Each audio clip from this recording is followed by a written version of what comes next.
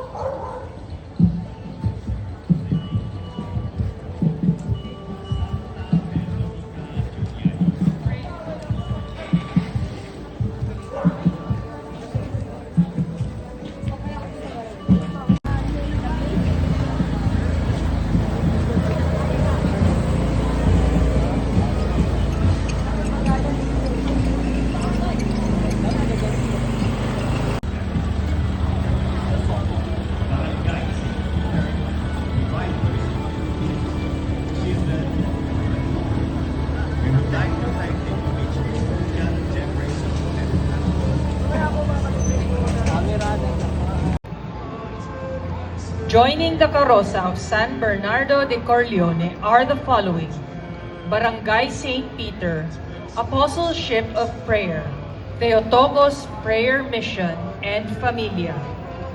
We would like to thank the image custodian, Jefferson Fernando of the City of Malabon.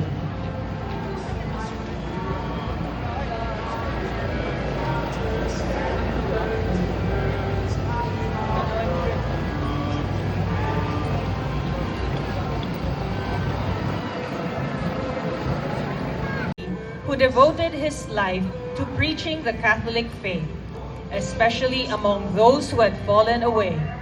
His fearless proclamation of the gospel and patrimony. We would like to thank the image custodian, Jefferson Fernando of the City of Malabon. Are the following: Barangay Paangbundo, Living Rosary Community, and Social Communications Ministry. We would like to thank the image custodian, Alexander Cunanan of San Jose, Quezon City.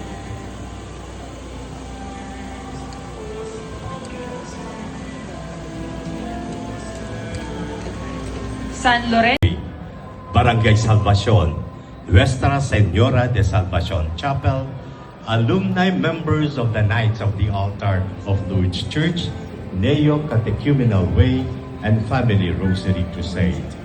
We would like to thank the image custodian, Our Lady of Lourdes Seminary, Ipa City, Batangas. the Seraphic Mother, Saint Clare of Assisi, the esteemed founders of the Franciscan Order. Santa Clara de Assis,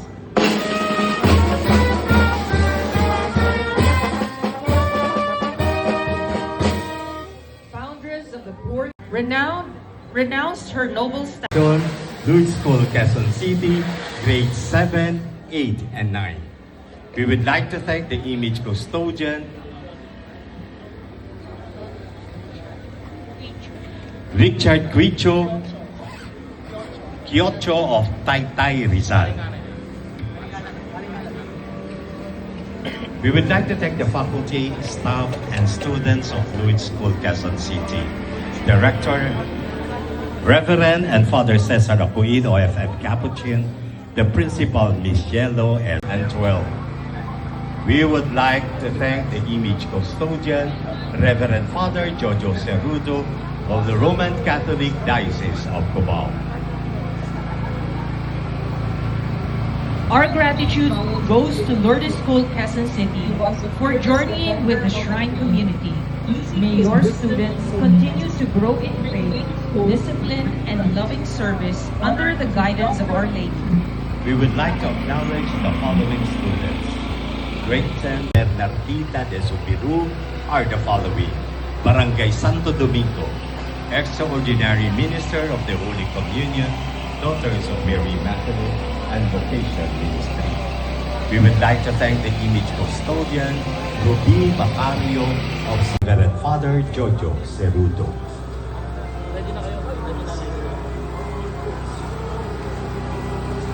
Divino Niño de los Franciscanos.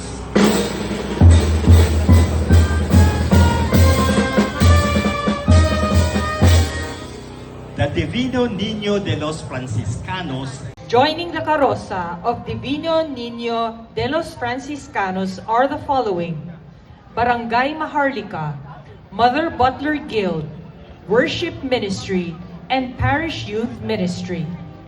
We would like to thank Val and Carl Derek de Mesa of Gagalangin, Tondo, Manila for the image.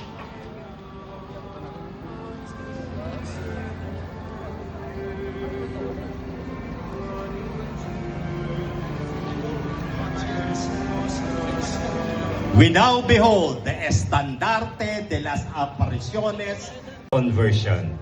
During these apparitions, she instructed Saint Bernadette to drink from the spring, which miraculously began to flow and has since become a source of healing for countless pilgrims. El Estandarte de la Virgen de Lourdes del Santuario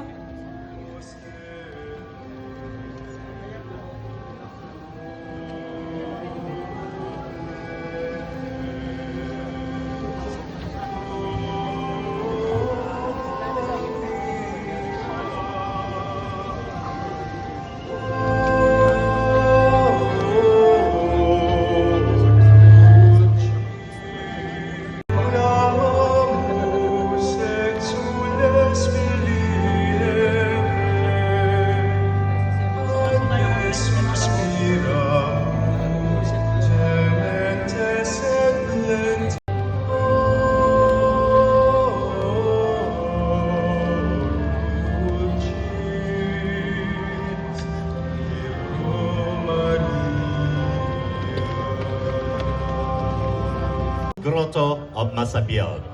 Clothed in radiant splendor, she called the world to prayer, penance, and unwavering trust in God's boundless mercy. Through her maternal intercession, wondrous miracle of healing and profound conversion have graced the faithful, transforming Lourdes into a sanctuary of divine grace, a fountain of hope for the afflicted, and a beacon of faith that illuminates the path of Christ.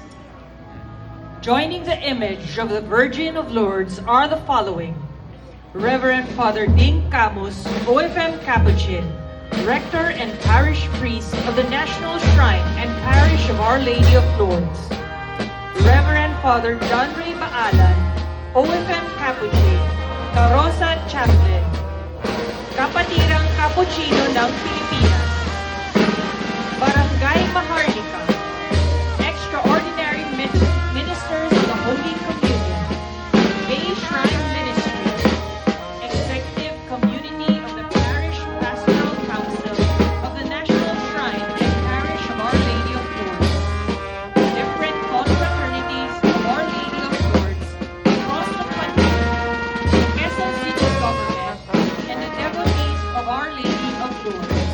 Viva la Virgen de Lourdes! Viva! Viva la Virgen de Lourdes! Viva! Viva la Virgen de Lourdes! Viva!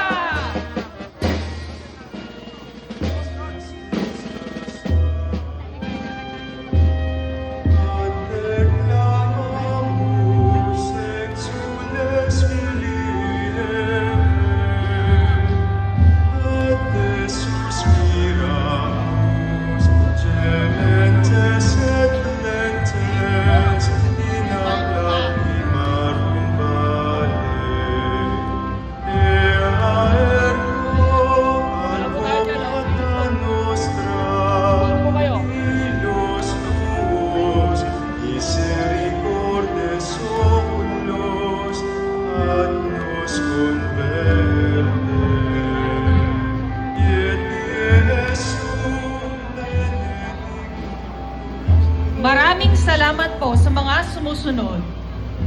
La Loma Police Station 1, Station Commander, Police Lieutenant Colonel Jose Luis Aguirre.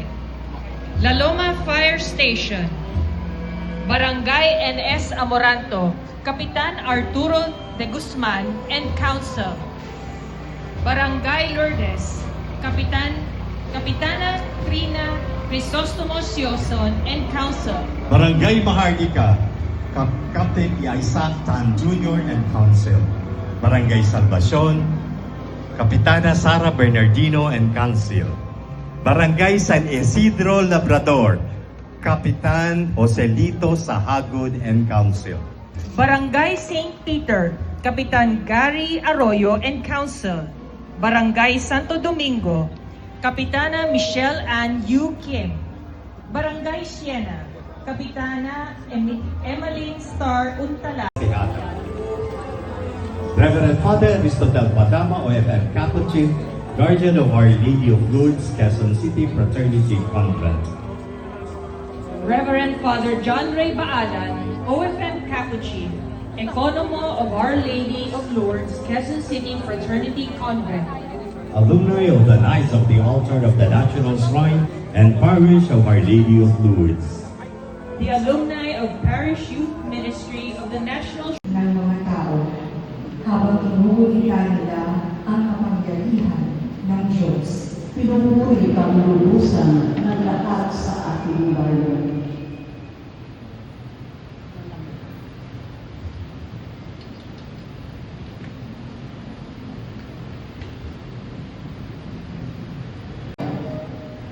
Akong si Juan ay nakakita ng isang bagong langit at isang bagong lupa.